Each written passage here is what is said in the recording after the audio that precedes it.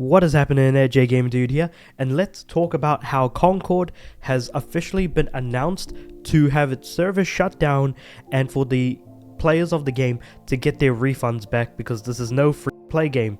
So just to provide a bit of context, Concord released on the 23rd of August and is now due to shut down its servers on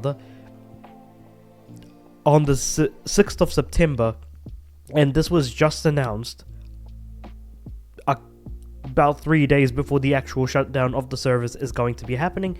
And as I mentioned, there's going to be a full refund in effect to no matter where you bought it from, whether it be from Steam, whether it be from Epic on PC, and then whether it be from the PlayStation Store or PlayStation Direct.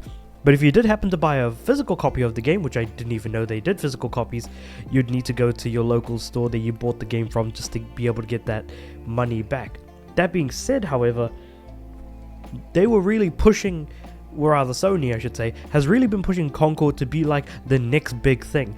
But there is so much that has gone wrong, whether it be the dwindling player count or anything else in between. So I'm just going to go through a bunch of stuff that was actually kind of announced regarding Concord that we are going to see, but it'll just leave a bad taste in our mouths. First thing is the Concord DualSense controller. So I said when the Concord DualSense controller was announced that if Astrobot doesn't get his own DualSense controller, I'm going to riot. And luckily, Astrobot did get his own DualSense controller, which I will be doing a unboxing for when it arrives in the mail. So definitely look forward to that.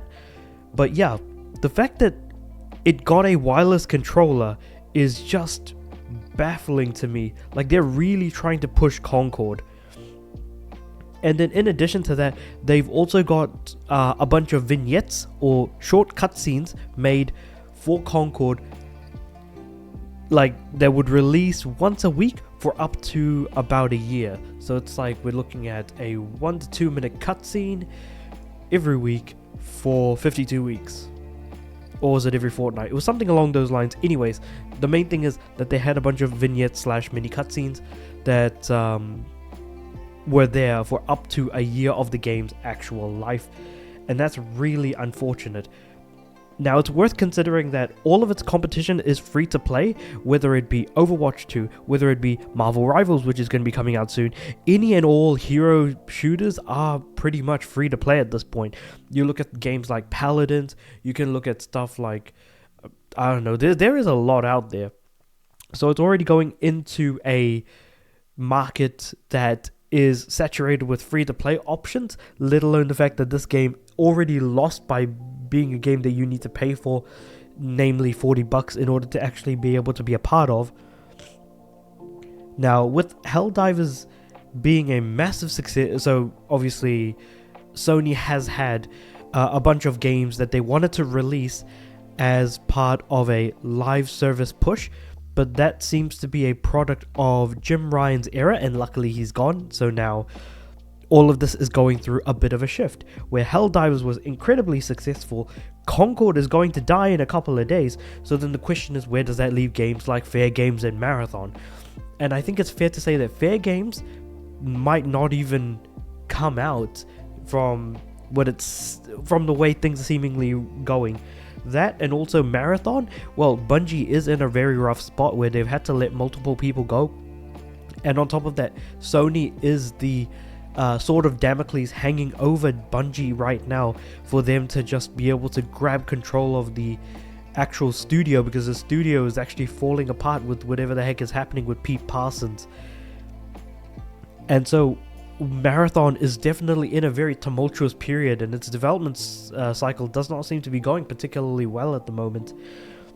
On top of that, during the opening night live during Gamescom, it was announced that there was going to be a real cool TV show, not a TV show, but an Amazon Prime show called Secret Level, and there is going to be an episode of Secret Level on Concord, among other different gaming franchises. So that was a massive surprise to see at Gamescom. But now looking back at it, it definitely feels like a giant oof on my part to just see like how much it would hurt me on the inside to watch a secret level episode based on a game that didn't even last, well, only lasted 2 weeks ultimately, and that really does suck to see. But again, I feel like with a lot of people on the internet, we saw that this game was going to shut down, but the question was, how long was it really, like, the question was how long would it actually last before it does get shut down, but never this quick. Massive games don't get shut down this quickly, especially when they've got this much funding and backing from a massive organization like Sony. You could look at something like The Culling 2, which was a game that was only available for at most a day or two. But that didn't have the advertising and backing of a major publisher in the gaming industry. The Culling 2 was shut down fairly quickly, and the same thing can also be said for The Day Before. Again, got shut down much quicker than, say, for example, Concord, but it doesn't change the fact that it was not advertised to be a massive thing. Or it was not really published by a massive publisher, so it's worth pointing that out as well. And also, making Concord go into a free-to-play model doesn't work, because the idea behind Concord was that it was going to be a fully fledged product at release, where there would be maybe some balancing patches and things like that, but for the most part, all the maps were there, all of the game modes were there. Maybe they would add a couple maybe post-launch or something. All the characters are there. They're not going to add any new characters. The amount of monetization in the game was going to be kept to a minimum, so the intention was to give a full-fledged product from the very beginning. And with all of this being said, Firewalk Studios can't possibly function for much longer. People are going to lose their jobs. Heads are gonna have to roll for this. The question is, how is all of that going to be handled by Sony? How much of it is going to be Firewalk just being shut down, or is just a large number of staff at Firewalk just going to be let go, ultimately, at that development studio? It's hard to really be able to tell. Again, I don't have any sort of crystal ball. And it's also worth keeping in mind, this is also a game where its open beta had worse Steam numbers than its closed beta as well. So there isn't a lot going on, honestly, like the beta numbers being, peaking at most 2,300 for everyone who was able to jump into it, even if they did extend the beta by a day. But again, that really isn't saying much, and there's a lot of different reasons for why this game failed. One being that it's incredibly generic to look at. Secondly is its character design and art. The fact that everyone looks photorealistic, whereas most games generally tend to have a fairly distinct design. And on top of that, usually you can look at a character and be like, I know what this character's role is based on the way that they look, and based on what they're holding and moving around, and you can just tell that this character oozes that they are a tank, or that this character is a DPS, or this character is a sniper, or this character is a healer. There are just elements of a character in their design, in their color palette that they've got, which is also part of that character design, that you can look at them and tell, yes, this is what this character is supposed to do, this is what this character is supposed to be. And ultimately, this is just a really, really unfortunate yet bad situation for them to be in. It's already been pulled from sale, so I don't think anyone else is going to be able to really jump in and buy it anymore.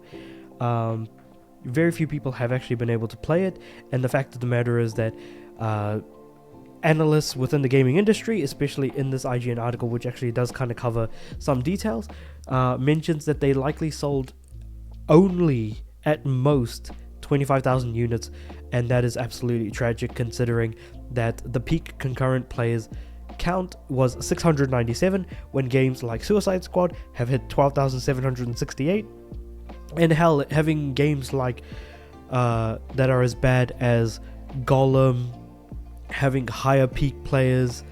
I feel like bad games last longer than good, blatantly boring and bland looking.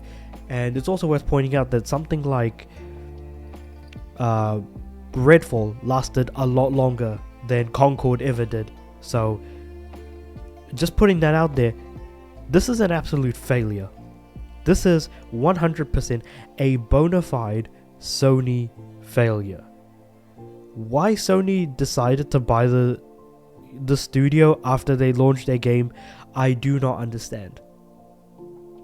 They're already, and this game took 8 years to develop on top of it, so the fact that they started development in 2016 and now the game comes out in 2024, you've got to look at that time frame and be like, look, Overwatch was the biggest thing during its period of time, but had this game come out 5 years ago, it would probably be singing to a fairly different tune. And the fact of the matter is that Marvel Rivals is absolutely going to eat this game's lunch without a question, without a shadow of a doubt. So what I would do is stare at Sony in the face and tell them, focus on single player games. That is what you're best at. That is what you should keep on doing. But with all of that being said, this is an incredibly dour and down, very negative video. So obviously I want to try and keep it that way, because this is also bad news for pretty much anyone and everyone involved in this situation. But with all of that being said, let me know what you guys think about this whole situation in the comments below. Like the video if you liked it. Subscribe to the channel. I'm aiming for 300 subs by the end of the year. And I do have a Patreon, so if you want to toss a few bucks my way and help support the channel, you can absolutely do that. But with all that said and done, I do upload every day, so I'll see you guys tomorrow.